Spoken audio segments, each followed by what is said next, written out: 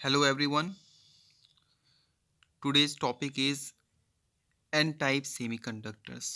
तो देखते हैं N-type semiconductors क्या होते हैं. This type of semiconductor is obtained when pentavalent impurity is added to silicon or germanium. जब हम सिलिकॉन या जर्मेनियम में किसी पेंटावेलेंट इम्प्योरिटी को ऐड कर देते हैं, उसकी डोपिंग कर देते हैं, तो डोपिंग करने पर जो हमें नया सेमीकंडक्टर मिलता है उसको हम क्या कहते हैं, आपका एन टाइप सेमीकंडक्टर कहते हैं. During doping four electrons of pentavalent element bond with four silicon neighbours while fifth remains very weakly bound to its parent atom. जो पेंटावेलेंट हमारे पास इम्प्योरिटी है उसके चार इलेक्ट्रॉन्स जो होते हैं सिलिकॉन या जर्मेनियम के साथ के जो चार नाइबर्स एटम्स होते हैं उनके पास शेयर हो जाते हैं और कोवेलेंट बॉन्ड फॉर्म करते हैं. लेकिन जो पांचवा जो इलेक्ट्रॉन होता है वो कहाँ रहता है, वो आपका पेरेंट एटम के पास ही रहता है. यानी कि उस इम्प्योरिटी के जो हमने इम्प्योरिटी उसमें ऐड की है, ये जो इम्प्योरिटी है आपका आर्सेनिक या एंटीमनी फास्फोरस इस टाइप के एलिमेंट्स होते हैं, वो हो सकते हैं. कॉमन में जो ये पांचवा जो इलेक्ट्रॉन होगा ये क्या रहता है, पेरेंट एटम के पास ही रहता है. Hence these electrons are almost free to move. इसीलिए ये जो इलेक्ट्रॉन होता है मोशन के लिए, मूवमेंट के लिए क्या रहता है, ये हमेशा फ्री रहता है. ठीक है ना. In other word we can say that these electrons are donated by the impurity atom. हम दूसरे शब्दों में ये कह सकते हैं कि जो हमारे पास इम्प्योरिटी एटम है उसके थ्रू ये इलेक्ट्रॉन क्या कर दिया जाता है, डोनेट कर दिया जाता है. So these are also known as donor atom. तो ये जो हम इम्प्योरिटी ऐड कर रहे हैं, इम्प्योरिटी एटम है, इसको हम डोनर एटम भी कह सकते हैं क्योंकि ये इलेक्ट्रॉन क्या कर रहा है, डोनेट कर रहा है. And the conduction inside the semiconductor will take place. और इसी वजह से क्या होता है, इसमें कंडक्शन फॉर्म होने लग जाता है इस टाइप के सेमीकंडक्टर्स में with the help of the negatively charge electron. किसकी वजह से, जो ये नेगेटिवली चार्ज इलेक्ट्रॉन जो फ्री है मोशन करने के लिए, उसके थ्रू इसमें क्या आ जाता है, कंडक्शन फॉर्म होने लग जाता है, या फिर हम ये कहें कि करंट फ्लो होने लग जाती है. Due to this negative charge these semiconductors are known as n type semiconductor. इन्हीं नेगेटिव चार्जेस की वजह से ये जो सेमीकंडक्टर्स हैं इनको हम n टाइप सेमीकंडक्टर्स बोलते हैं. ठीक है ना. आगे देखें. when the semiconductors are placed at room temperature then the covalent bond breakage takes place.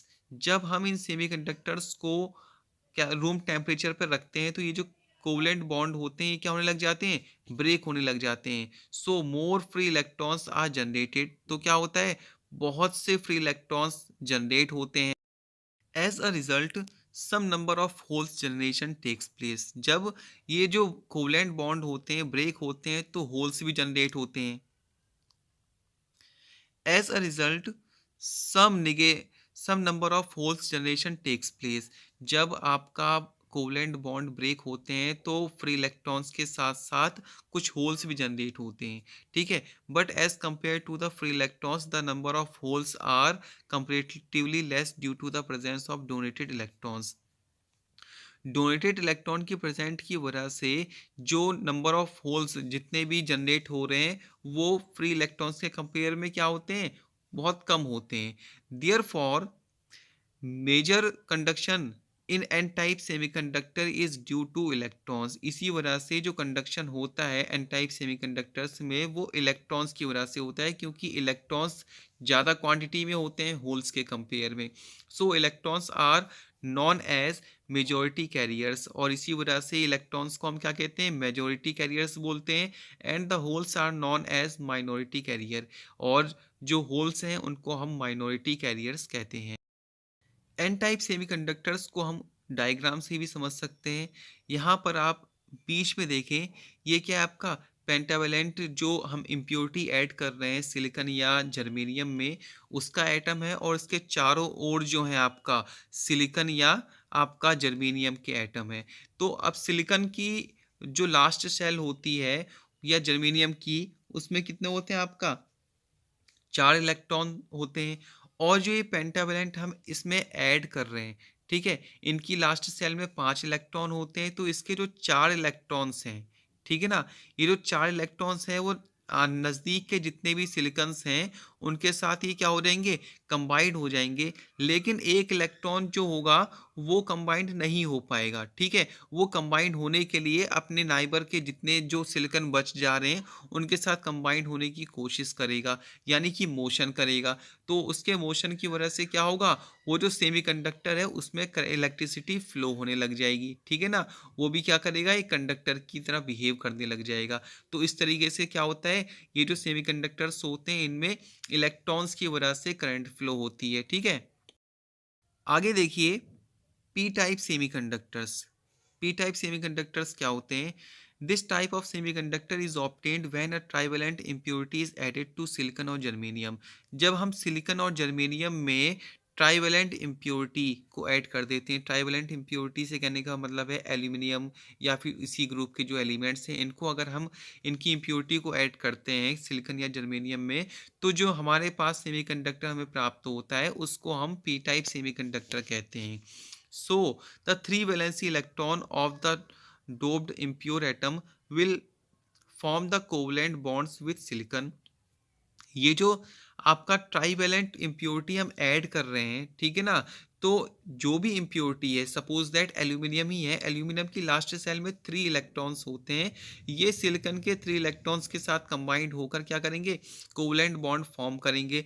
लेकिन यहाँ पर सिलिकॉन की क्या होती है, लास्ट सेल में 4 इलेक्ट्रॉन्स होते हैं। 4 इलेक्ट्रॉन्स होने की वजह से एक जो होता है वहाँ पर होल रह जाता है, होल बन जाता है, ठीक है ना। तो देखें आगे, विथ सिलिकॉन एटम एंड